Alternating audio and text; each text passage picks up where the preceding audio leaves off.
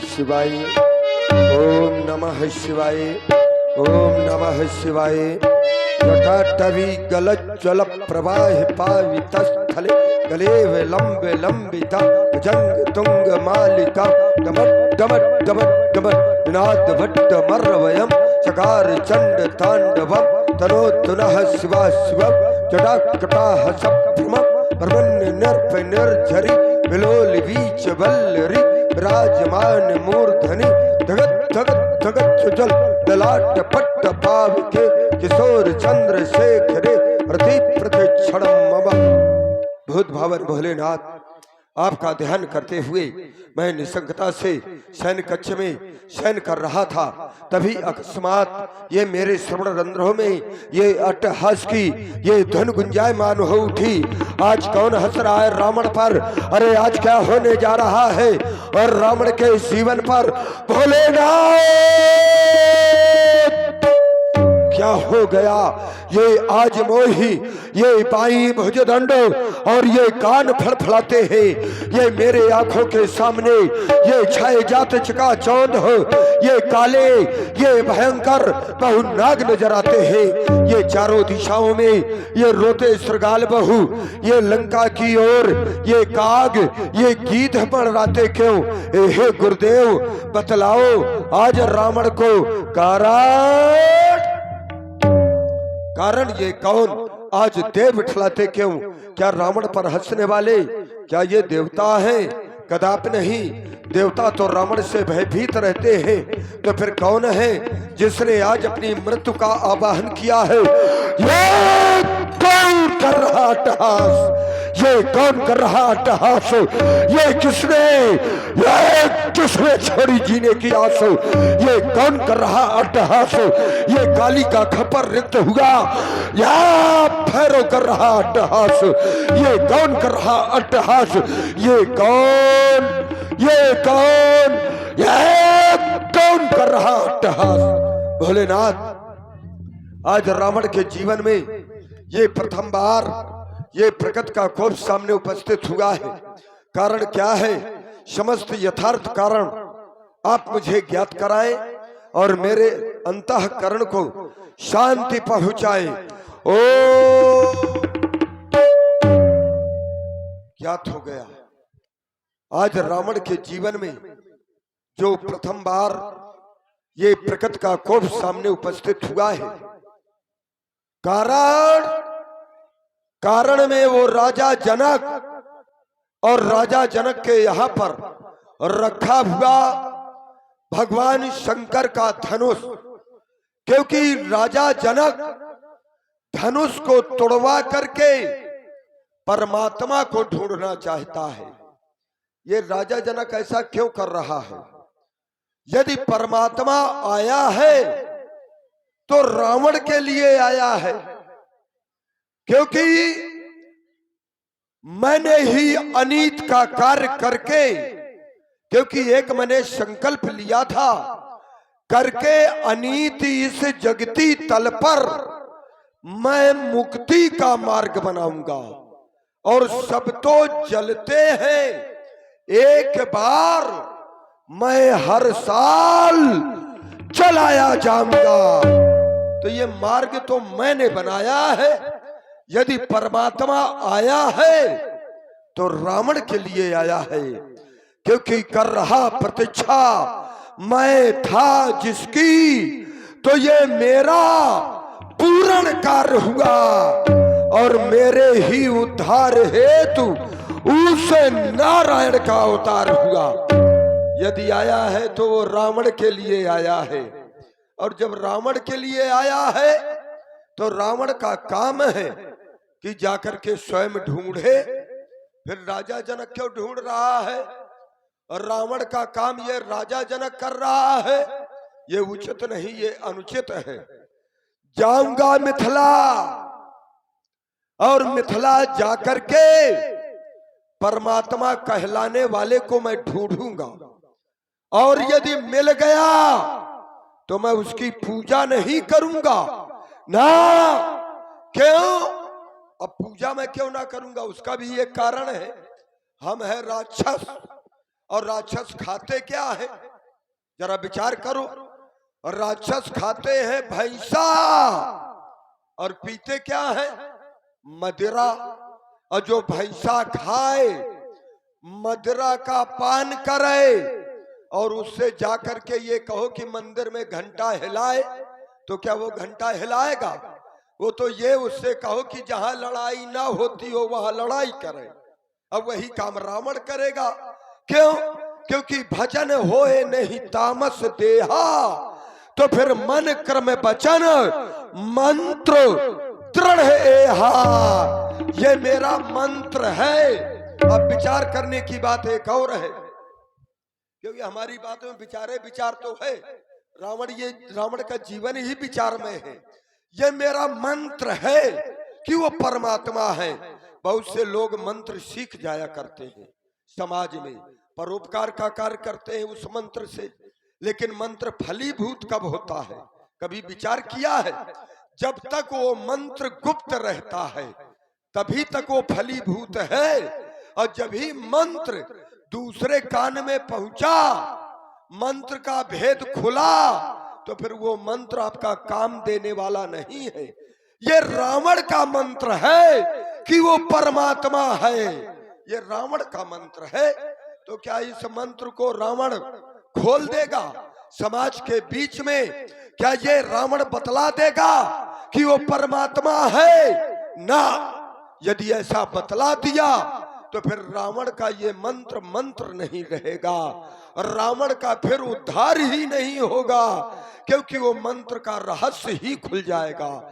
तो मैं प्रतिज्ञा करता हूं, अंतिम सांस तक इस मंत्र को मैं हृदयस्थ रखूंगा और समाज के बीच में उस परमात्मा के प्रति और रावण के द्वारा केवल एक यही संदेश जाएगा कि वो परमात्मा ना होकर के वो मेरा दुश्मन है, मेरा शत्रु है।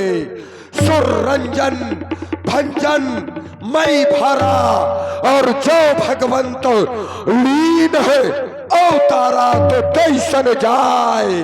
पैर हट करी हो, मैं उससे शत्रुता करूंगा, और जब शत्रुता करूंगा तभी तो प्रभु सर प्राण तजे भाव तरियो, तभी तो उसके द्वारा हमारा उद्धार होगा। तो बस जिस कार्य हेतु अवतार लिया उसका श्री गणेश कल नहीं अब आज होगा। क्यों? क्योंकि राजा जनक के यहाँ पर रावण कोई साधारण नहीं है, रावण असाधारण है। तो ये रावण ये जानता है कि राजा जनक के यहाँ पर जो कन्या है क्या कोई साधारण है? ना, वो भी असाधारण है। और जब वो असाधारण है तो क्या साधारण के साथ में उसका विवाह होगा? ना, उसके लिए वर भी असाधारण होना चाहिए। तो वर कौन है? वही परमात्मा। ये रावण आए जानता है, रावण बता थोड़ा देगा सबको। तो उस महापुरुष के साथ साथ शक्ति का भी प्रलय आज होगा। तो जाऊंगा अवश्य जनकपुर को, क्योंकि श्री राघव के दर्शन होंगे, कर सुधा पान उसे चंद्र नयन का, आज ये मेरे बीशो नेत्र सुफल होंगे। बस सभासदों एक बार उच्च स्वर से जय घोष कर दो, बोले शंकर भगवान की।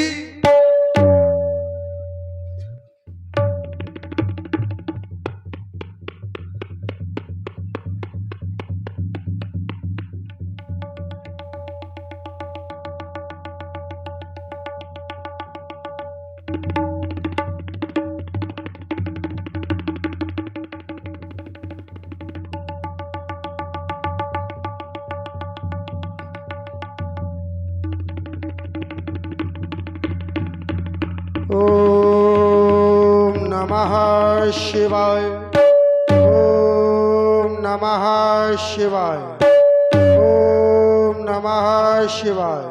कर्पूर गौरम करुणावतारम संसार सारम भुजगेन्द्रहारम सदा वसंतम हृदयालविंदे भवम भवानी शहीदम नमामि, शहीदम नमामि, शहीदम नमामि। आज इस धरातल से अतल वितल सुतल तलातल रसातल पाताल के मतल के मध्य में बैठा मैं भगवान भोलेनाथ का आराधन जो प्रारंभ करता हूँ। अनायास कोई कह रहा हो वाले सावधान हो जाओ, वाले सावधान हो जाओ। मेरे जीवन में ये भीषण परिवर्तन कैसा? अरे आज तक जब भी भगवान भोलेनाथ का आराधन किया मेरे आराधन में कभी कोई बाधक नहीं बना, लेकिन आज ये कौन बार बार कह रहा है बाले सावधान, बाले सावधान? कौन कह रहा कि उठो बालेश, शेष अभी है काम, क्योंकि तुम्हें इतिहास बुलाता है। अभी आराधन करने का समय नहीं है, अभी तुम्हारे जीवन में एक क्रांति आने वाली है। मैं विचार कर रहा हूं क्या मेरे जीवन में कोई क्रांति आएगी? अरे शिवालाश्वर के द्वारा सारे जीवन क्रांति के पुजारियों को मैंने अपने हाथों से मसल कर रखा है। फिर कौन कह रहा कि बालासुर सावधान हो जाओ? बालासुर को सावधान करने वाला, अरे विश्व में कोई ऐसा नरनहार नहीं, किसी भी लोक में निवास करने वाला कोई ऐसा नरनहार नहीं जो ये कहे कि बालासुर सावधान हो जाओ। फिर आज मेरे श्रवणरंध्रों पर क्यों बार बार ये आवाज आ रही है? इससे प्रतीत हो रहा है अरे किसी क्रांति के पुजारी ने क्या भूतल पर क्रांति फैलाने की सोची है? क्या विचार किया है कि मैं भूतल पर क्रांति फैलाऊंगा? तो अरे क्रांति के पुजारी सावधान हो जा। अरे भूतल पर तू क्या, तू कितने भी मंशा लेकर आ जा, लेकिन भूतल पर तू कोई भी क्रांति नहीं फैला सकता। एक बार मैंने संसार के समस्त योद्धाओं को चुनौती दी कि बलिनंदन बालासुर बड़े बड़े योद्धाओं से युद्ध करना चाहता है। संसार के समस्त योद्धा एकत्रित हुए, बालासुर से युद्ध हुआ, लेकिन इस बालासुर पर किसी ने विजय प्राप्त नहीं कर पाई। मैं भगवान शंकर के पास पहुंचा, मैंने कहा हे देवादिदेव आराध, मैं ये जानना चाहता हूँ क्या मेरे समकोटि का अरे जगत में या कहीं भी किसी भी लोक में क्या कोई योद्धा है? भगवान शंकर ने कहा बालासुर वर्तमान स्थिति में कोई भी योद्धा किसी भी लोक में ऐसा नहीं है जो तुमसे युद्ध कर सके और तुम्हें पराजित कर सके। तो मैंने कहा भगवान यदि मैं ये जानना चाहूं कि मेरी समकोटि का योद्धा जगत में आ गया है तो मुझे क्या करना होगा? तो भगवान शंकर के द्वारा एक ध्वजा अर्थात एक पताका, एक झंडा मुझे दिया गया।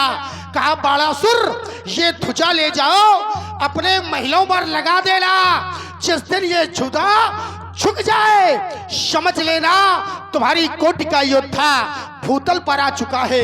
लेकिन मैं देख रहा हूं अरे ये ध्वजा की ओर दृष्टि डालता हूं तो ये लहर लहर लहर लहरा रही है। जब ये ध्वजा लहरा रही है तो फिर कौन लहरा ऐसा पैदा हो गया जो कह रहा बालासुर सावधान? भगवान भोलेनाथ का दिया हुआ पताका आज ये लहर लहर लहरा रहा मेरी ताव पर। फिर कौन कह रहा कि बालासुर सावधान हो जाओ? बालासुर को सावधान करने वाले यदि तुझमें शक्ति है तो शाम ले आ, ये बल्लंगल बाण तुझे चुनौती देता है। लेकिन मैं जानता हूं मेरे सामने कोई आने वाला नहीं है। हे भगवान भोलेनाथ मुझे अवगत कराओ कि आखिर आज ये भीषण परिवर्तन क्यों हो रहा है? आज मेरा ध्यान समाधि से भंग कौन हो रहा है? अरे मुझे ये ललकारता कौन? अरे ये जल में आग लगाता कौन?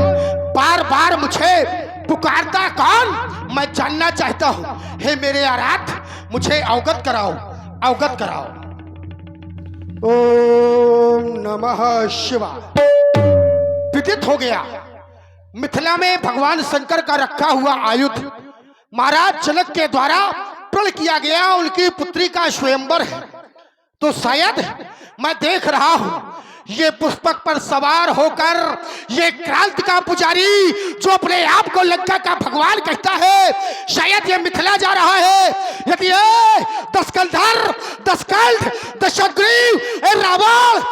तू आज मिथिला जा रहा है तो बलनंदन बाण भी मिथिला आ रहा है, क्योंकि मैं जानता हूं तू क्रांति का पुजारी है। तूने सारे जीवन आतंक फैलाया है।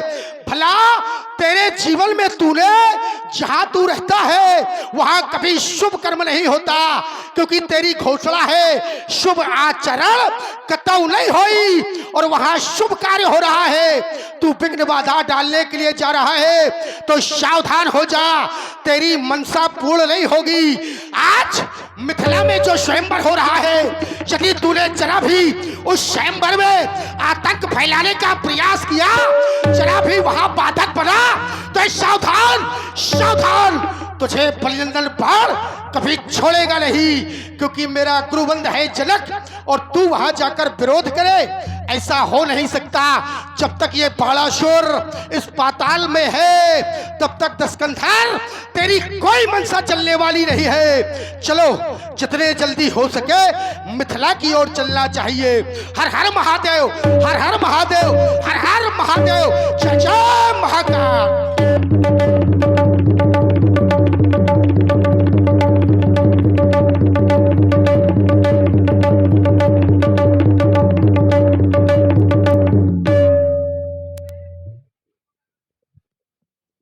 मैं मिथिला में आ चुका हूं।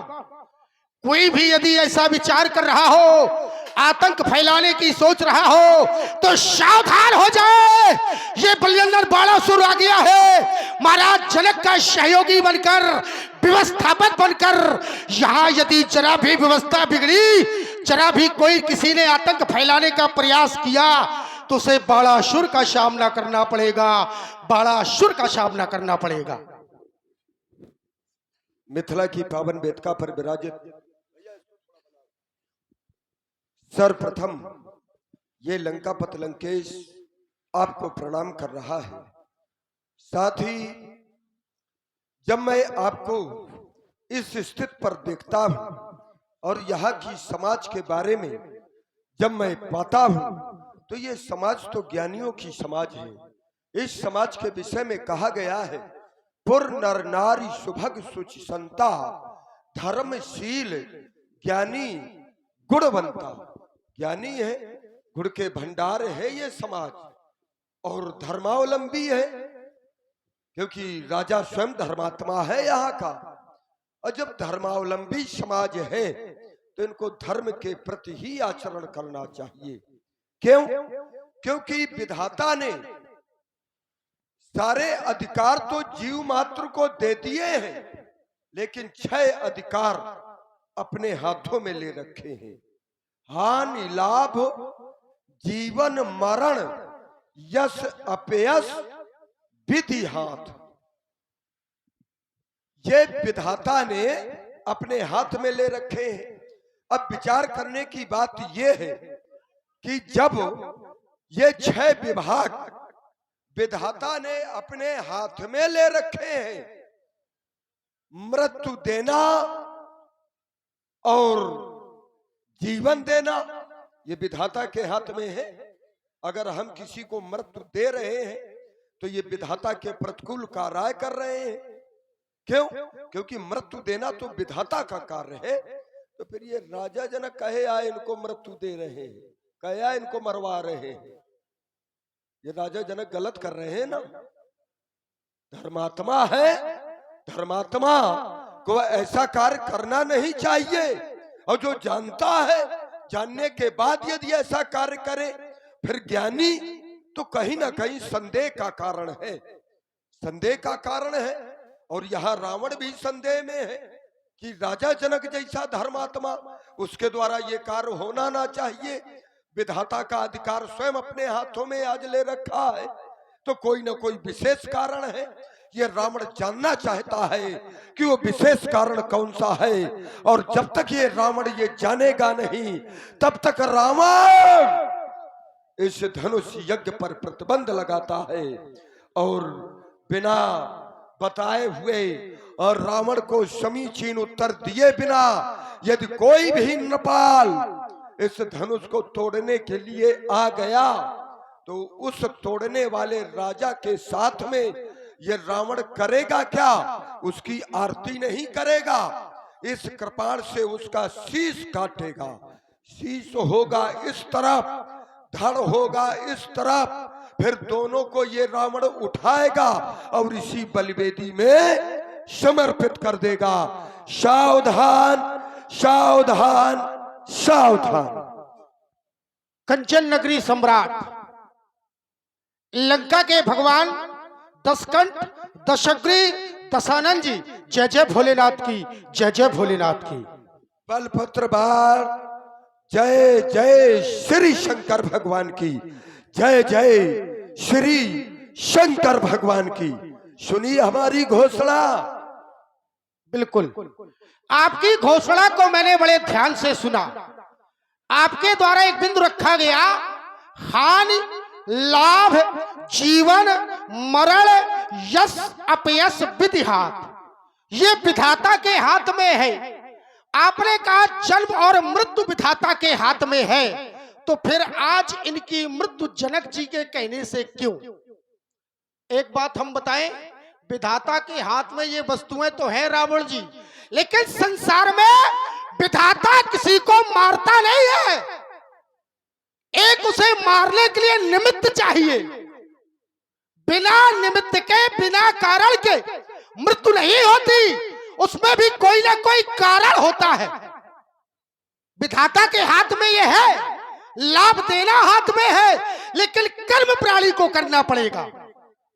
क्योंकि कहा भी गया है, ऐसा नहीं है कर्म शुभाशुभ देय विधाता, शुभ और अशुभ कर्म अनुहारी और ईश देय फल हृदय विचारी।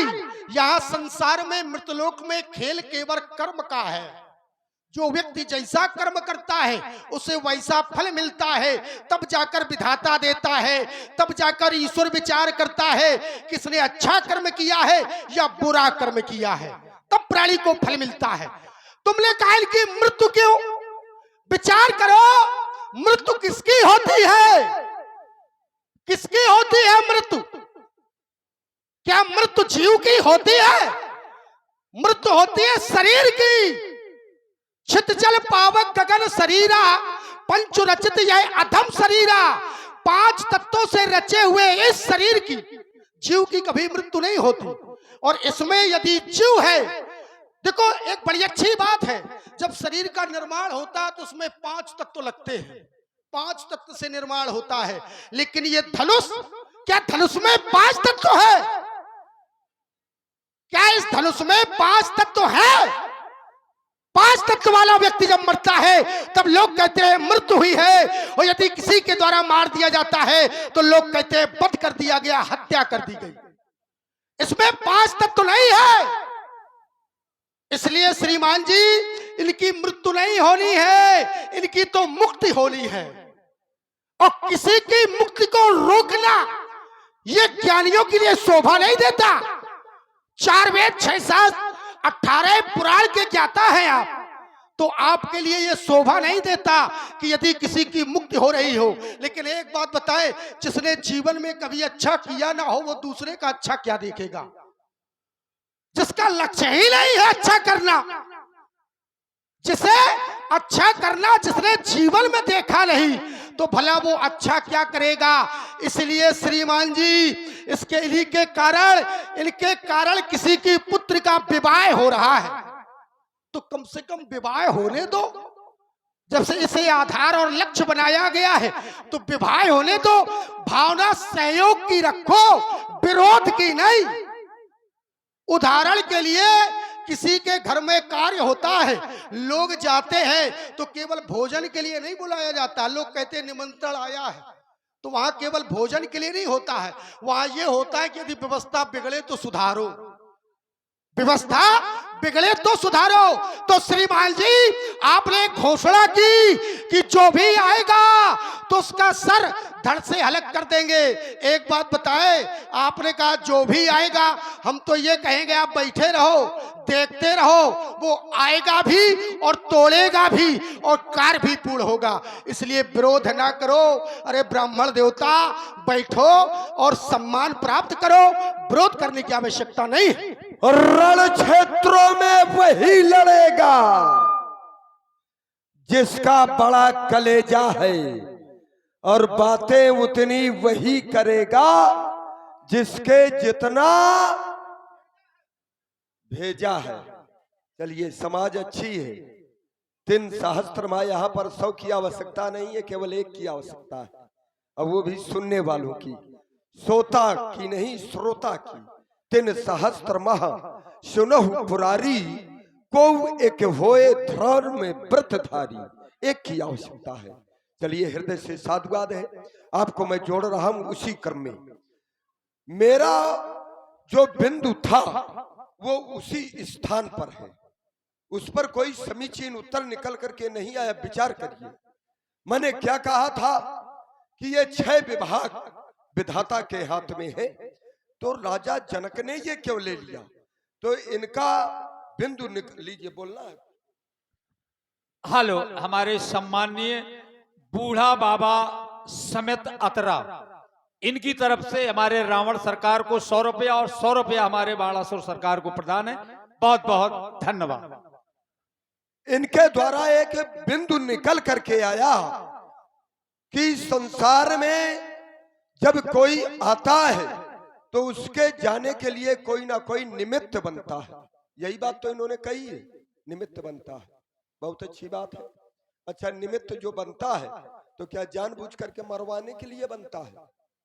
अगर आप आए हैं और आपको संसार से जाना भी है, अब जाना है तो निमित्त जो बनेगा संसार से जाने के लिए वो तो अकारण बनेगा, कोई कारण तो ना होगा। कहो बुखार ही आ जाए बहुत बड़ा, यही तो होगा कि आपका बेटा सीधे उठा करके और तलवार से काट देगा, क्या ये उसको निमित्त माना जाएगा? या ये प्रतिज्ञा कर लेगा कि हमारे बाप को अगर कोई मरवा दे तो हम इतनी भूमि उसको दान में दे देंगे? तो भाई मरना तो बाप को है। अब कह दिया जाए कि मरना है बाप को, तो निमित्त बेटा बना है, तो ये निमित्त विधाता ने थोड़ा बनवाया है, ये विधाता ने नहीं बनवाया निमित्त। अरे राजा जनक तो संत है, संत के विषय में तो ये बतलाया गया कि जड़ चेतन गुण दोषमय विश्व कीन करतार, संत हंस गुण गहई पै परिहर बारी विकार। जैसे कोई यहां से जा रहा है गंतव्य में और वो गंतव्य तक नहीं पहुंच पाया, अकस्मात किसी वाहन से टक्कर हो जाती है। आपने देखी होंगी बहुत सी घटनाएं, टक्कर हो जाती है और वो संसार सागर से चला जाता है, तो क्या वाहन वाले ने जानबूझ करके टक्कर मारी? ना, उस जगह पे कहा जाएगा कि ये निमित्त है। निमित्त बना आपन आवई ताई पई और ताई तहां ले जाए, इसको निमित्त माना जाएगा। इसको निमित्त ना माना जाएगा कि राजा जनक जबरदस्ती इन राजाओं को बुलाया है कि दीप दीप के भूपत नाना आए सुन जो हम पंठाना, और प्रण में है क्या? ये जबरदस्ती इनको नष्ट कराने के लिए सोई पुरारी को दंड कठोरा, राज समाज आज जोई तोरा। तो ये जबरदस्ती वाला निमित्ताय बनाया गया है, विधाता का निमित्त नहीं है ये।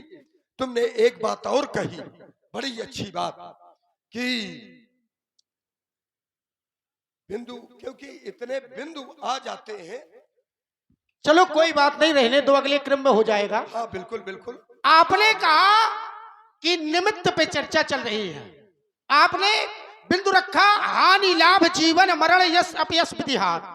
मैंने बिंदु दिया कि संसार में व्यक्ति अपने कर्मों का फल भोगता है। हमें यह नहीं सोचना कि महाराज जनक ने प्रण क्यों किया, हमें यह सोचना था कि धनुष ने ऐसा कौन सा कर्म किया जो आज टूट रहे हैं। इनके द्वारा क्या भाई, इनके द्वारा भी कर्म है, संसार में कर्म का खेल है। और संसार में जब कर्म का खेल है, क्योंकि ये अब संसार से जुड़ चुके हैं, जब तक भगवान शंकर के पास थे तब तक ये संसार से नहीं जुड़े थे, और जब ये संसार में आ गए तो संसार में आने के बाद परमात्मा को भी संसार के नियमों का पालन करना पड़ेगा, भले ही वो भगवान क्यों ना हो। ये संसार का नियम है, और संसार का नियम शास्त्र कहता है जो जन्मा सो निश्चय नासा, और जो नासा सो पुनः प्रकाशा, जिसका जन्म हुआ उसकी मृत्यु सुनिश्चित है। और जब ये संसार में आया, एक बात हम बता दें रावण जी, आप बार बार कह रहे हैं बिल्कुल वैसे ये धनुष टूटने के बाद आप कह रहे हैं मर रहे हैं, मेरी समझ में ये नहीं आ रहा ये मर कैसे रहे। अब रुक जाइए, वही मेरी तो समझ में सुन लो, मैं एक अपना बिंदु दिए दे रहा हूँ, मेरा छोटा सा बिंदु है, आप बोलना। मेरी समझ में ये नहीं आ रहा ये मर कैसे रहे हैं, और मेरी समझ में ये आ रहा है कि इनकी मुक्ति हो रही है। मैं कह रहा हूं मुक्ति हो रही है और तुम कह रहे हो ये मर रहे हो, तो ये मेरी समझ में नहीं आया। बस हो गई बात, वही तो बिंदु छूट गया था। हमने कहा था बहुत ढेर लगा दिया। कारण ये है कि अगर क्षणमात्र की चर्चा हो तो उसमें आनंद आ लगा था। अच्छा, ये सजीव है कि निर्जीव है? उत्तर हो जाएगा यही से। भाई ये सजीव है कि निर्जीव है, हम केवल आपसे ये जानना चाहते हैं। सजीव है। सजीव है। हाँ। अगर सजीव की अगर हत्या कराई जाए, अगर उसको नष्ट कराया जाए तो ये पाप है कि पुण्य है? मैं समाज से उत्तर चाहता हूं। भाई सजीव की अगर मृत्यु कराई जाए तो वो पाप है कि पुण्य है? ईमानदारी भाई वापसी मिलनी चाहिए आप लोगों के द्वारा। हा? पाप है, और ये पाप राजा जनक कर रहा है। अगर इनका कहना है कि ये सजीव है, अगर सजीव है, बात हमारी हो गई। देखिए सजीव है क्योंकि शब्दों का खेल है, ये सजीव है। और जब सजीव है और राजा जनक ऐसा कर रहे हैं, इसको नष्ट करा रहे हैं, तो ये पाप का कर्म करा रहे हैं। दूसरी बात आपने एक कही कि भगवान शंकर के जब तक थे तब तक थे, और भगवान शंकर ने जब छोड़ दिया तो संसार में आ गए। अच्छा, भगवान शंकर के जब तक थे तब तक थे, और भगवान शंकर कहने का भाव मेरे ये कि बाप अपने लड़के को जब तक अपनाए रहे तो ठीक है, अगर घर से निकाल दे तो इसका मतलब है कि समाज का क्या ये कर्तव्य बनता है कि उसकी हत्या करा दो? हाँ? भाई बाप जब तक अपनाए रहे बेटे को तब तक तो ठीक, अब बाप अगर घर से निकाल दे तो क्या ये समाज का कर्तव्य बनता है कि उसको मरवा डाले? आप रुक जाइए। जैसे सती का त्याग भगवान शंकर के पास जब तक रही और सती का त्याग किया, और जब सती का त्याग कर दिया तो क्या उनको सम्मान नहीं मिला?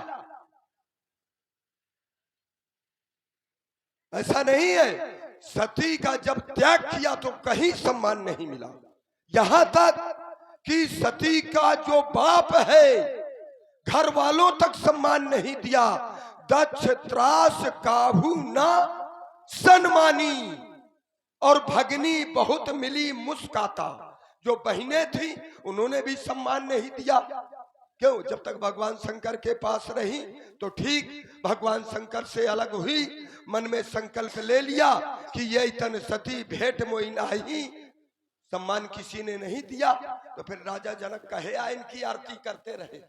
भाई भगवान बस थोड़ा थोड़ा हो जाए रावण जी, अच्छा लगे, समझ में आएगा। हाँ, सबकी तो मैं कहने का भाव मेरे ये हाँ, कि आपने कहा कि जब तक भगवान शंकर के पास रहे तब तक वो भगवान शंकर के, और जब संसार में आ गए हाँ, तो फिर कहे कि आरती न होनी चाहिए। नहीं, आरती का नहीं कहा मैंने, अलग से बिंद ना जोड़ो। अब सुनना सभी लोग बड़े ध्यान से, इनका वही प्रसंग हम लेते हैं। आपने कहा सती, माता सती का भगवान शंकर ने त्याग किया। रावण जी, जब माता सती का भगवान शंकर ने त्याग किया तो फिर माता सती को अपने प्राण देने पड़े। और जब भगवान शंकर ने धनुष का त्याग किया तो फिर ये क्यों नहीं टूटेंगे? इन्हें भी प्राण देने पड़ेंगे।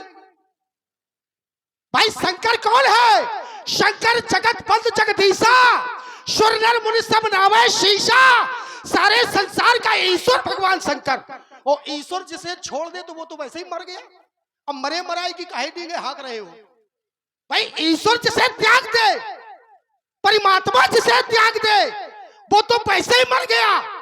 और माता सती को जब त्यागा गया, माता सती के हृदय में विचार आया, शिव संकल्प की न मन माही, यह तन सती भेंट मोई नाही। जब माता सती ने सोचा कि ये शरीर अब भगवान शंकर अपनाएंगे नहीं, तो माता सती ने अपने प्राणों का त्याग कर दिया। जब माता सती को प्राण देने पड़े तो इन्हें भी प्राण देने पड़ेंगे। अब एक और आपने कहा, मैंने कहा ये सजीव है। भाई आप ही तो चिल्ला रहे थे मर जाएगा, तो हत्या और मृत्यु तो सजीव की होती है, क्या निर्जीव की होती है? ये सजीव है। मैंने कहा इनकी मुक्ति होगी। हत्या किसकी होती है? जो 5 तत्वों से बना हो, और धनुष 3 तत्वों से बना है, और 3 तत्व वाला होता है भूत। और इसमें शास्त्र में लिखा है भूत त्रय तिष्ठे नहीं सोई, भूत माने अर्थात जीव। तो ये 3 तत्व है, तो इसका उद्धार होगा। धनुष तोड़ने वाला जब धनुष तोड़ेगा तो ये धनुष खुद उसकी जय जयकार करेगा। अरे भाई, जीव को बंधन में रखना अच्छी बात है या मुक्त कर देना अच्छी बात है? वो बंधन में है। अब जैसे इन्होंने कहा कि नहीं, इनकी हत्या करा रहे हैं। अब जैसे एक बात बताओ, धनुष टूट जाएगा, लोग पूछेंगे क्या हुआ, तो कोई ये कहेगा कि धनुष की हत्या हो गई। भाई कोई ऐसा प्रमाण हो तो हम भी तो समझे। कोई ये कहेगा कि धनुष की हत्या हो गई, लोग ये कहेंगे धनुष टूट गया, धनुष भंग हो गया। अब एक और आपने बढ़िया बिंदु पढ़ा, सीधी सी भाषा में बोले किसी का पिता त्याग दे और लड़का तो का उसकी हत्या करा दे। अच्छा एक बात बताओ, किसी का पिता त्याग दे, हमने ये नहीं कहा कि लड़का की हत्या करा दो। यदि पिता ने पुत्र को त्याग दिया तो विचार करो पुत्र कितना अच्छा होगा जब तो पिता ने त्यागा है। तो ऐसे पुत्र को का समाज में सम्मान मिलेगा? जिसे माँ बाप छोड़ दे, जिसे पिता हृदय से ना लगाए, ऐसे पुत्र को मर जाना चाहिए। उसे क्या समाज में सम्मान मिलेगा? नहीं मिलेगा। और रावण जी ऐसे ही है, ऐसे ही है। माने मात पिता नहीं देवा, साधुन सन करवावे सेवा, जिनके ये आचरण भवानी निश्चर समझानो ते प्राणी। इन्हें अपने माता पिता की तो ये मानते नहीं है, और जब जीवन में जिसने माता पिता की नहीं मानी वो क्या सम्मान की बात करेगा? बोलिए रावण जी। पत्थर को पीस करके कभी मैदा नहीं हुआ, और इस पंडित को झुका दे आज तक, ऐसा माई का लाल त्रैलोक्य में पैदा नहीं हुआ। हमने बड़ी अच्छी, हमारी बात जो कहते हो वहीं पर है, वहीं पर हमारी बात। अब इन्होंने कहा कि सती का त्याग किया गया, और सती का जब त्याग किया गया तो सती की मृत्यु हो गई, मरना पड़ा। अच्छा, भगवान शंकर ने इनका त्याग कर दिया तो इनको भी नष्ट होना पड़ेगा, जैसे सतिया नष्ट हो गई। इनका कहना ये है, भाव यही है। लेकिन विचार करिए, सती ने स्वयं वरदान मांगा था, जो प्रभु दीन दयाल कहावा, तो आरत हरन वेद जस गावा, छूटई बेग देह यह मोरी। ये मेरी जो शरीर है ये छूट जाए, हे प्रभु दीन दयाल कहावा। आपको तो दीनों पर दया करने वाला कहा गया है। उसने तो स्वयं अपनी मृत्यु मांगी है सती ने, और यहाँ धनुष ने कौना मृत्यु मांगी है? भाई धनुष ने अगर मृत्यु मांगी हो तो आप बता दें अपने क्रम में, जैसे सती ने। अगर सती नष्ट हुई है तो, और एक बात और तुमने कही, हम देखिए बड़ा सार को गई रहे थोथा दे उड़ाए। एक बात और कही कि बाप अगर घर से निकाल दे पुत्र को तो वो पुत्र कैसा होगा? क्या वो समाज में सम्मान पाने योग्य होगा? अच्छा, वो सम्मान नहीं पाने वाला है। अगर शंकर जी ने इसका त्याग किया, भाई मैंने भाव यहीं से जोड़ करके तो दिया था, शंकर जी ने अगर इसका त्याग किया, अगर ये अच्छे न थे तो फिर राजा जनक के पुरखा कहे शंख घड़ियाल बजा के आरती करते रहे। राजा जनक के पुरखा नहीं, इमे दो धनुषी सृष्टे दिव्य लोका भी पूजते। ये लोक क्यों पूजते रहे? एक यही पृथ्वी लोक नहीं, ये तीनों लोकों में पूज्य है। क्यों पूजन होता रहा? अगर इनका कोई अपराध था तो क्या पूजन होता रहा? अब एक मैं नया बिंदु दे रहा हूं। ये बात हो गई। राजा जनक है संत, और जब राजा जनक संत है तो संत के विषय में बतलाया गया है, उमा संत के यही बड़ाई, मंद करत सो करे भलाई। अर्थात बुरा करने वाले के प्रति जो भलाई का कार्य करे वही तो संत कहलाता है। हो गया। वही संत। तो इनके द्वारा हाँ। तो संसार का कल्याण किया गया है। हाँ। और जब संसार का कल्याण किया गया है, इनके द्वारा इस जनमानस के आंसू पोछे गए हैं, हाँ। त्रिपुराधीशों का विनाश किया गया है, हाँ। तो फिर राजा जनक जैसे संत के द्वारा आज इनको नष्ट क्यों कराया जा रहा है? अच्छाई का परिणाम बुराई से एक संत के द्वारा क्यों दिया जा रहा है? अल्प विराम, यात्रा करें। बढ़िया यात्रा करेंगे हम, बड़े ध्यान से सुनना। इन्होंने प्रश्न भी किया, उत्तर खुद ही दे दिया।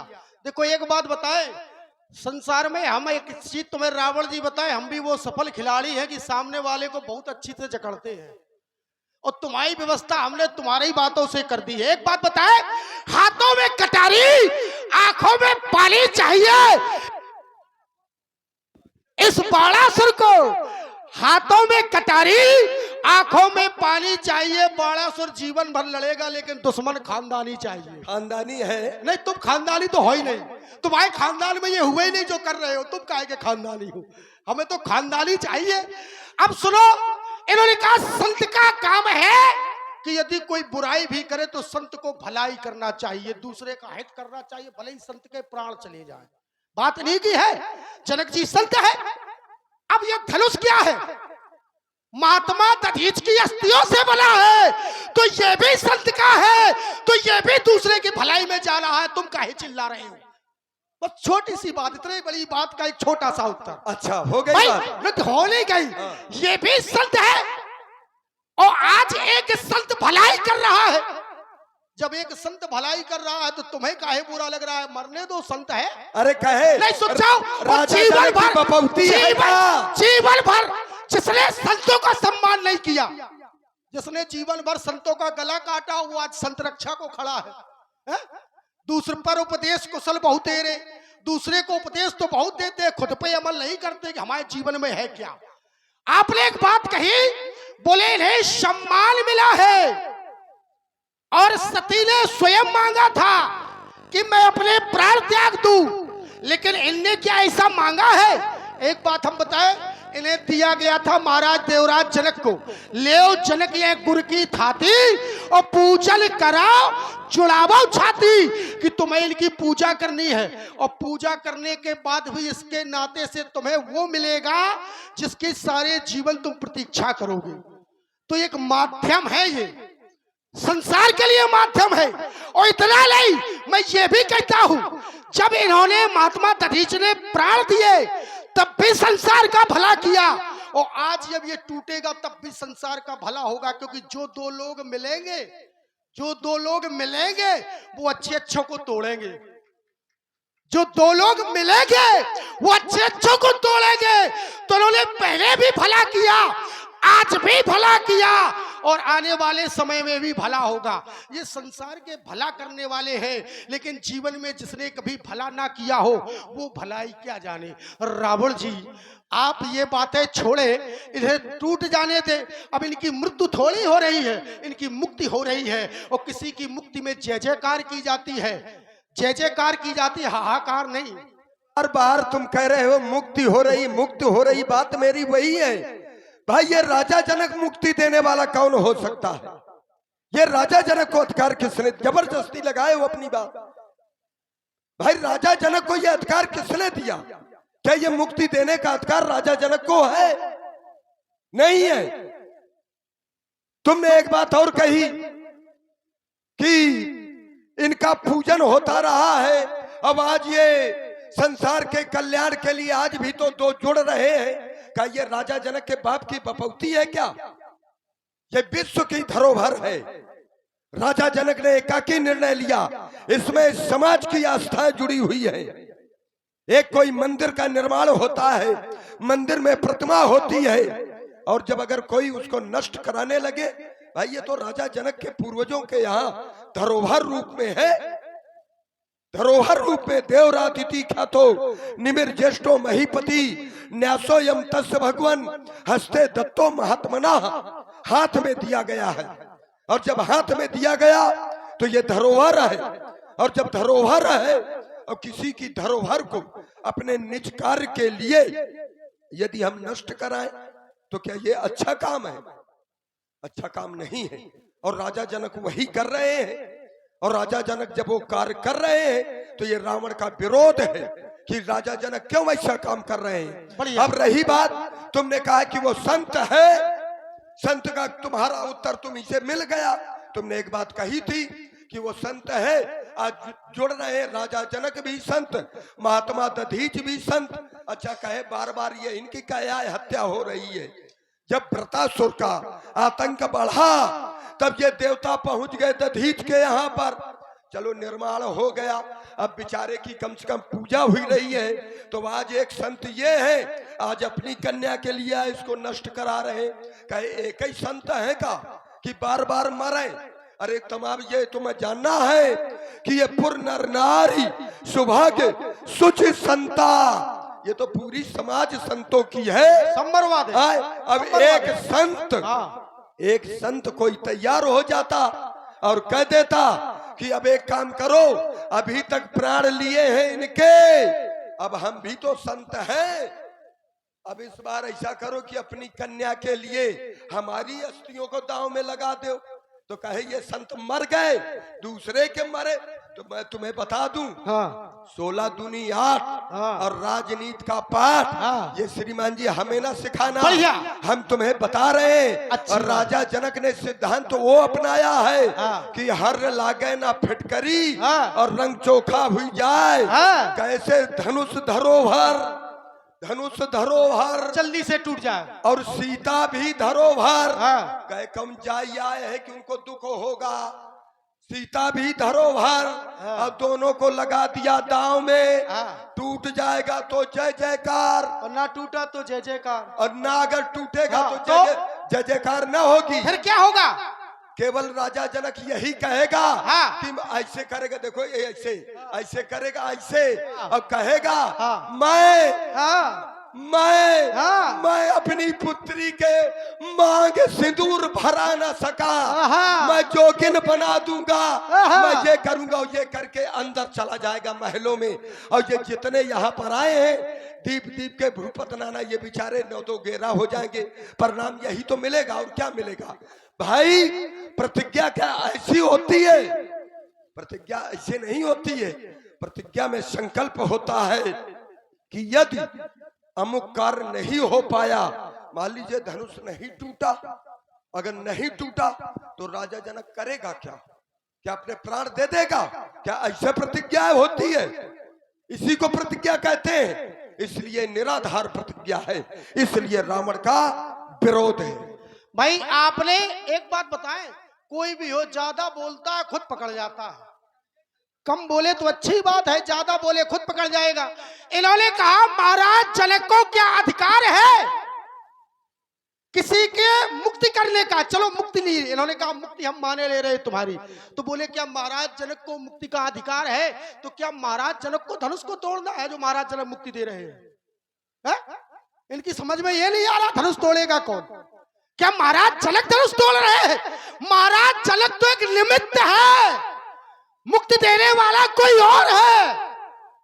कम से कम ये विचार करो, महाराज जनक पर आरोप काहे लगा रहे हो? महाराज जनक नहीं तोड़ेंगे, तोड़ने वाला कोई और है, और जो तोड़ेगा तो उसके द्वारा मुक्ति होनी है। मेरा कथन ये था, मुक्ति उसके द्वारा होनी है।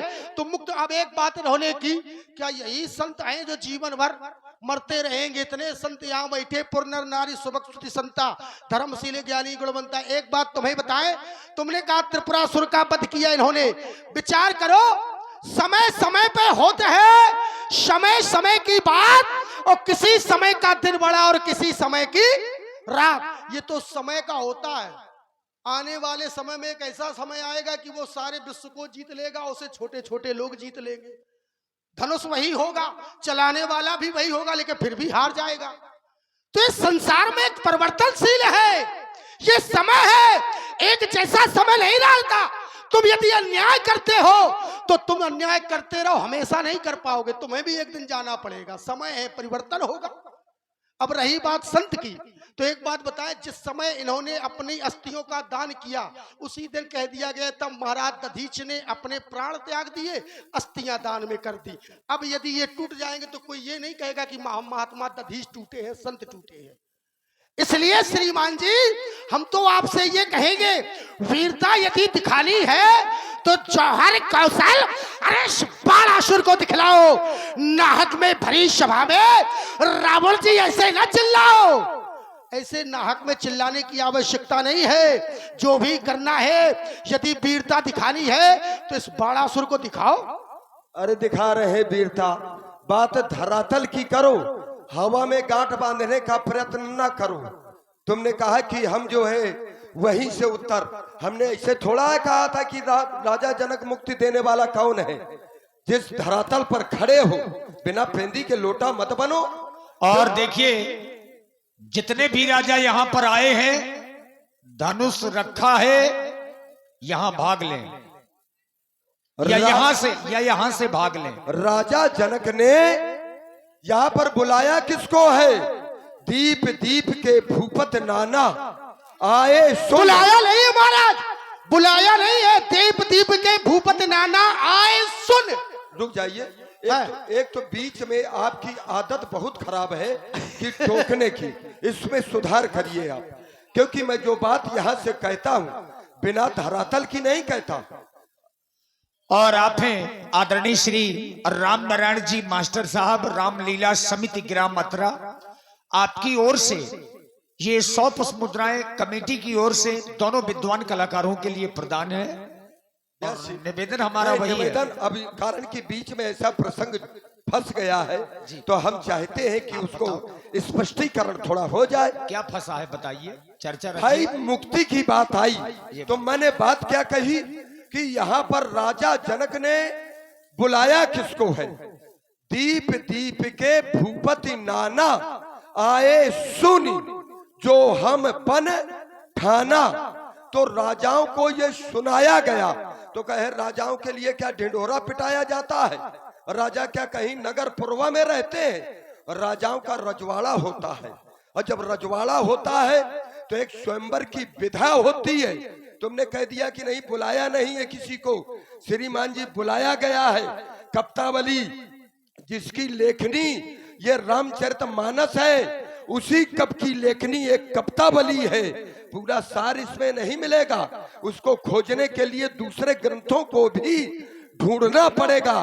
तो राजाओं के यहाँ राजा एक ही होता है राष्ट्र का, और राजा के यहाँ जाके डिग्गी नहीं पीटी जाती कि राजा जनक ने बुलाया है। स्वयंवर की एक विधा होती है। जब भी स्वयंवर होंगे, अगर राजा अपनी पुत्री का स्वयंवर कर रहा है तो प्रत्येक रजवाड़े के राजा के यहाँ पर संदेश पहुंचाया जाएगा।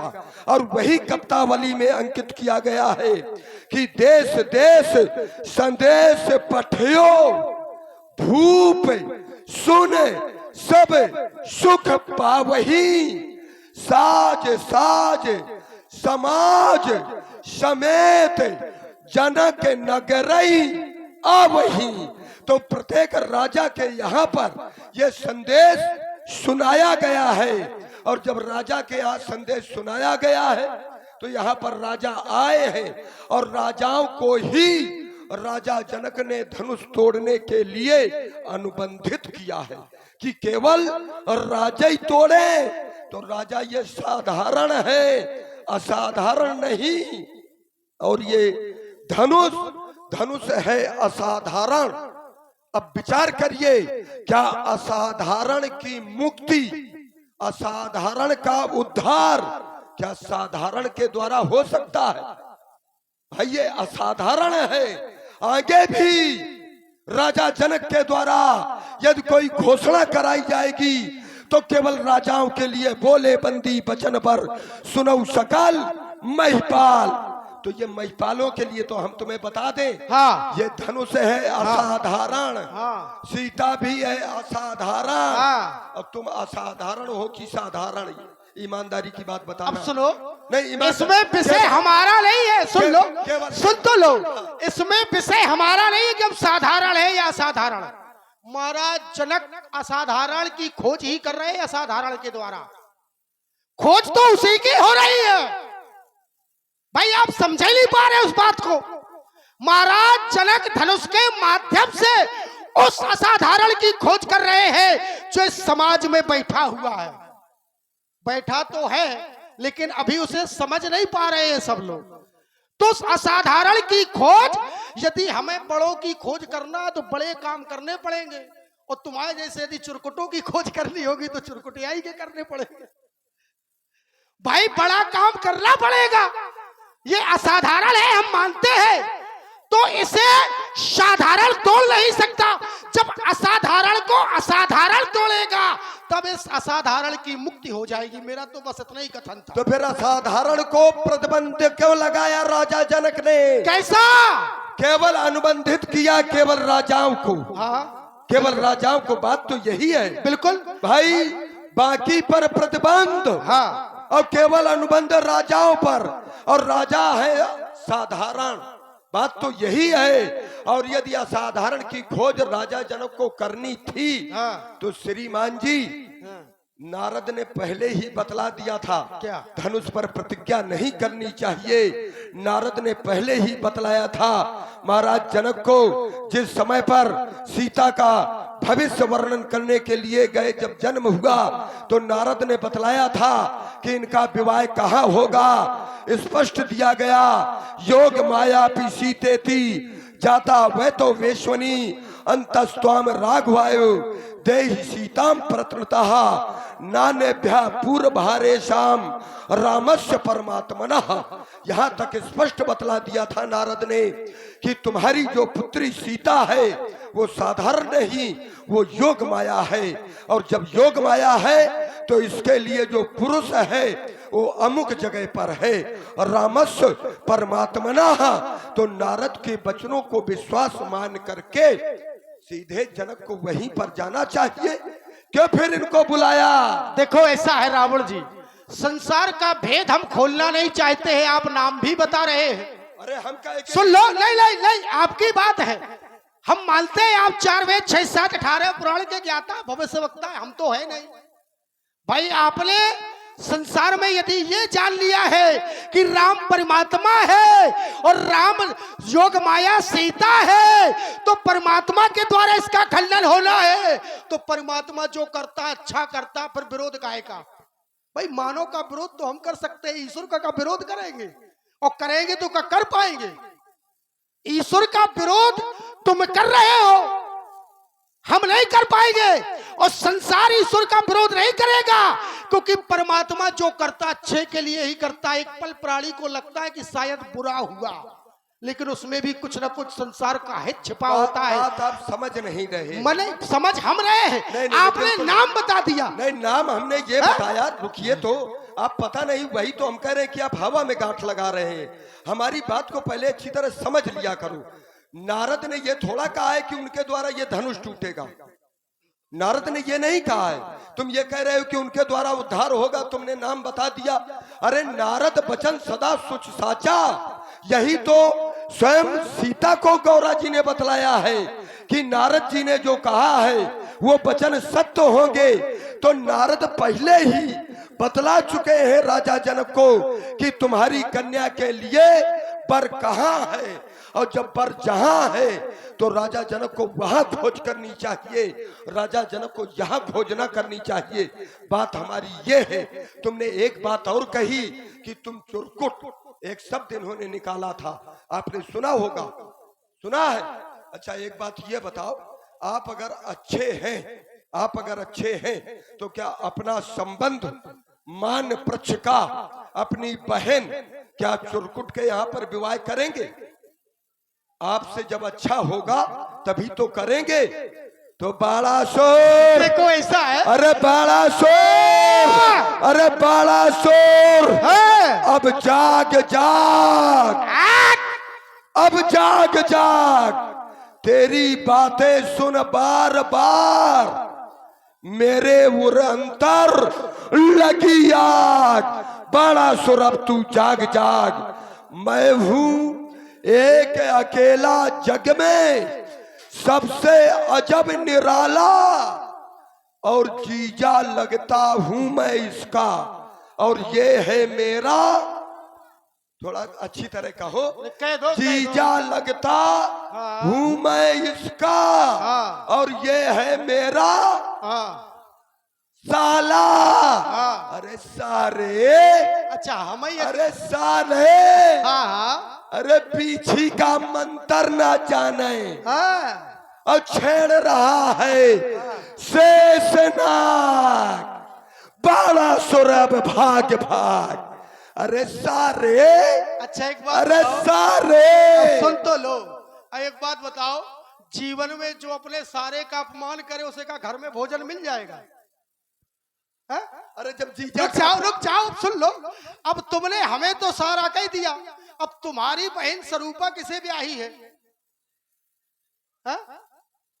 वो तो तुम्हारी बहन है। अरे तुम अगर हम तुम्हारे सारे हैं, तुम कह रहे हो, तो तुम कौन हो? बहन के रखवारे हो? को हो तुम? किसको ब्याही? अब हम तुम्हें क्या कहते? किसको ब्याही? विद्युत जीवा को। वो कौन है तुम्हारा? दैत्य तो है, दैत्य तो है। दैत्य की दानव है? दानव तो दैत्य, दानव हम ही तो है। नहीं नहीं नहीं ऐसे कैसे? उसमें अब भी रुक जाओ, भेद अपने पे बात आई तो चिल्लाओ मत। देखो ऐसा हम तैयार हैं, रिश्तेदारी मानने को हम तैयार हैं, तुम्हें हम बहनोई बनाने के लिए तैयार है। अरे भाई बनाओगे? नहीं, कोई साधारण तो तुम हो नहीं, अच्छे हो, बहनोई हो, बन जाओ, अच्छी बात है। अरे अब बनना जाओ, बने एक बात हैं। और बताए, बहनोई बन रहे हो तो बहनोई की तरह अच्छे से रहो। यदि तुम हमें पीटोगे तो संसार कहेगा बहनोई ने पीटा, और यदि हमने पीट दिया तो दुर्दशा हो जाएगी, लोग कहेंगे सारे से पिट के चला आया। इसलिए तुम्हें समझा रहे हैं। अरे कल आएगा, वेव फर रहेगा, इस बाणासुर के ग्वालों की आंख ही जब आएगी, तल पड़ेगी इस सारी मिथिला भूमि में। धुर्रे देह दस्खत तेरी उड़ जाएगी। रूप राम ए रावण, तुम भी मलोगे हाथ गुस्से से भुरगुटी जब बाणासुर की चढ़ जाएगी। तुम्हारी क्षमता क्या? कह रहा है साले से पिट करके। अभी ऐसे साले आए हैं कि जीजे का अपमान करने के लिए घूम रहे हैं। आए ऐसे साले आए, इनकी ये सोच आए हैं। आए ऐसे साले आए हैं कि अपने बहनोई का अपमान करें। ऐसा वाला साला होगा कोई? अब बताइए इससे बढ़ करके कौन होगा? अरे धर धरा, ऐसे थोड़ा, ऐसे जीजा नहीं, तुम्हारा साधारण जीजा नहीं, असाधारण जीजा है। अरे जीजा, अरे सारे, अरे धर धरा, ये धर धरा धरण धरे, धीर हूँ धरा माही, ये धसक धसक ये धरा जाए, जब चरण मेरे धरा करे। ये दर दरात, ये दर दरात देव दैत्य दानव दिगपाल आदि, ये भर भरात, भर भरात भूत आदि भूतल पर फिरा करे। ये कर करात, कर करात किन्नर नर नाग यदा तरतरात, ये लर लरात, ये लर लरात लोकपाल नाहिन हमसे लड़ा करे। ये चार चारात, ये चर चरात चंद्र सूर्य शुक्र शनि सरसरात, ये दर दरात, दर दरात दंडधारी काल हमसे डरा करे। क्या बात है, बड़ा जोर लग रहा। चरचरात, धरधरात, भर भरात, भाई यही जीवन भर यही तो रहा है, दूसरे को समझा नहीं है, इसलिए तुम्हें समझा रहा हूं। अरे नरसिंह से मत टकराना, नरसिंह में बसे हमारी। अरे जिसने मुझसे प्रश्न किया, रावण जी उत्तर दिया करारा। मैंने अपने शत्रु को पटक पटक पटक के मारा, इसीलिए मैं कहता हूं मत करना नादानी। अरे इस बाणासुर से मत टकराना, क्योंकि नरसिंह में सब भवानी। कैसे पटक पटक कर रहा है? ऐसे बता रहा हूँ कि ऐसे पटकूंगा, अब देखो, नस भी नहीं बचे। तुम पटकोगे क्या? तुम्हारा जब अस्त्र शस्त्र तुम्हारा साथ ना देगा, तुम करोगे क्या? अच्छा एक बात बताओ, वैसा लेकर के आ चलते हैं। प्रहार- अरे चंद्रहास, चंद्रहास ले निकलूं जब संग रांगड़ा में, तो ये दामिन दम के दामिन सम, ये लापो लापो लापो लप लप लपाक दे। फड़के भुज मेरी रणभूमि में, शत्रु देख सब कहे उर धड़के, धाड़ धाड़ धाड़ धड़ धड़ाक दे, अवनी पर चलूं तो नैया सब डोले धरणी, ये समुद्र चिघारे झम झम झम झम झम झमाक दे। महाकाल यदि सन्मुख हो तो धैर्य नहीं छूटे कबहू, और शत्रु को पटकता हूं पाट। ऐसे थोड़ी पटकता हूं जैसे तुमने किया, ऐसे नहीं, शत्रु को पटकता हूं पाट पाट पाट, पट पट पट पटाक दे, ऐसे पटकता हूं। ऐसे पटका जाता है, पाट ऐसे पाट, ये ऐसे पटका जाता है। ऐसे पटकने का तरीका भी पता नहीं, जीवन में पटका ही नहीं किसी को। ऐसे में ये दशा होती है, ये देखो जो हुई है तुम्हारी। देखो ऐसा है, अब ऐसे तुम्हारी दशा हम सुनो तो करेंगे। ये तो अब और खतरनाक हो गया। ये कुछ नहीं, वैसे तो सीधा चलाना था, अब तो ऐसे ही करना है। तुम इस पे गौर ना करो, इस पे गौर ना करो। अरे ये है बलिनंदन बाण, सुन लो दसकंठ आज, वीरों का तीरों से छल्ली सरकीला है। पापी अहंकारी आतताई देखा स्वरूप छोड़ दे तो वो पसीना है। गरजते जो बादल बरसते ना देखे कभी, ऐसी दशा तुमरी है। पारक कर लीला है निर्भय निसंक सक, बाजत बल फूके ऐसा बलिनंदन का रसलीला है। मैं सोचता था कहे के लिए, लेकिन ये बार बार वही बात दोहरा रहा है। एक बार हो, दो बार हो, तीन बार हो, ये बार बार लगातार कई बार बार भागता है व्यंग्य बाण बाणासुर। तय महिमा तय मोसो बखानत है बार बार बांध हो मैं वीर बलवानों को, लंका की बखरी पवन बुहारत है बार बार कई बार। वज्रलय बलधारी आयो देवराज, पर इंद्रव की वीरता बिगाड़त हो बार बार बल को बढ़ावत हो बोल और दंडधारी काल को मैं बांधत हूं बार। अब ये बार बार चिल्ला रहे हैं। हम चाहते हैं कि धनुष टूट जाए और ये चाहते हैं कि धनुष ना टूटे। कारण जब तक ये रहेंगे तब तक व्यास जी धनुष टूटने वाला नहीं है। क्या कविता तैयार की है बार बार, ये भी कोई क्या बात तो क्या किया जाए? एक बार हो, दो बार हो, या बार लगातार 100 बार। तुम कहते हो बार बार, हमें कोई दोबारा ही कह दे तो हम काट के फेंक दे। बार बार की तो बात ही अलग है। ये बार बार और तुम बार बार सुन रहे हो, ये बार बार व्यास जी समझ गए कितने बार। इसलिए हम चाहते हैं जब तक हम रहेंगे तब तक रावण यहां से जाने वाला नहीं है, और रावण जी जब तक नहीं जाएंगे धनुष नहीं टूटेगा। कारण क्योंकि विवाह है शुभ कर्म, और इनके रहते हुए शुभ आचरण कतऊ नहीं होई। शुभ आचरण या शुभ कर्म हो नहीं सकता, इसलिए हमें ही पहले जाना पड़ेगा।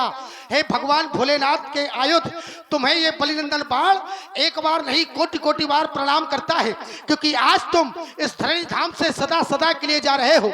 जाने से पहले संसार के हित के लिए अपने प्राणों का परित्याग कर रहे हो। संसार तुम्हारा यश गाएगा, तुम्हारी जय जयकार करेगा। ये बलिनंदन बाण तुम्हें प्रणाम करता है। मेरा अंतिम प्रणाम स्वीकार करें, आप स्वीकार करें। हर हर महादेव, हर हर महादेव, जय जय भोलेनाथ। यहाँ पर रावण और बाणासुर का आना अति आवश्यक था। यदि रावण और बाणासुर नहीं आते तो राजा जनक की जो प्रतिज्ञा है वो प्रतिज्ञा पूर्ण नहीं होती, क्योंकि राजा जनक की प्रतिज्ञा है त्रिभुवन जय समेत वैदेही। जो धनुष को तोड़ेगा उसको त्रिभुवन जयी होने का प्रमाण पत्र मिलेगा। और रावण के पास पृथ्वी लोक की और स्वर्ग लोक की विजय है, बाणासुर के पास पाताल लोक की विजय है। जब दोनों यहाँ से चले जाएंगे उसके बाद जो भी ये धनुष को तोड़ेगा तो इस समाज के द्वारा और महाराज जनक के द्वारा तीनों लोकों का प्रमाण पत्र उस वीर को प्राप्त हो जाएगा। व्यास जी, अब वो परमात्मा तो मिल नहीं रहा, वो कहीं ना कहीं समाज में है। यहीं से तो भूत भवन भोलेनाथ के पिनाक आपका अतिशीघ्र उद्धार होना आवश्यक है, क्योंकि यदि आपका उद्धार नहीं हुआ तो ये रावण का उद्धार होने वाला नहीं है। पहले आपका उद्धार, उसके बाद रावण का उद्धार। तो मेरी आपसे एक प्रार्थना है, एक मेरा निवेदन है। मैंने यत्र तत्र जितने भी राक्षस थे सब राक्षसों को एकत्रित किया और एकत्रित करने के बाद मैं उनका राजा बन बैठा। तो मेरी एक प्रार्थना है कि राजा का एक कर्तव्य होता है कि सबसे पहले अपनी प्रजा का कल्याण कराए, वही एक अच्छा राजा कहलाने का पात्र होता है। तो आप उस परमात्मा के कर कमलों में जाकर के, क्योंकि वो परमात्मा कहीं ना कहीं मानव रूप में इस समाज में बैठा हुआ है, उसके हाथों में जाकर के दो भागों में परिणत होकर के उस परमात्मा को और भी शक्तिमान बना देना, जिससे कि आगे आने वाले समय में मैं एक एक राक्षस को युद्ध क्षेत्र में परमात्मा के द्वारा मोक्ष दिला सकूं, परम पद प्राप्त करा सकूं, और उसके बाद मैं अपने पूरे परिवार के सहित युद्ध भूमि में उस परमात्मा के द्वारा परम धाम को प्राप्त कर सकूं।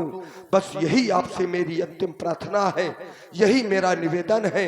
हे अजगौ अंतिम प्रणाम, हे अजगौ अंतिम प्रणाम, हे अजगौ अंतिम प्रणाम। एक बार सभासदों उच्च स्वर से जय घोष कर दो, बोलो शंकर भगवान की। देखिए, रावण महाराज बहुत विद्वान है। भगवान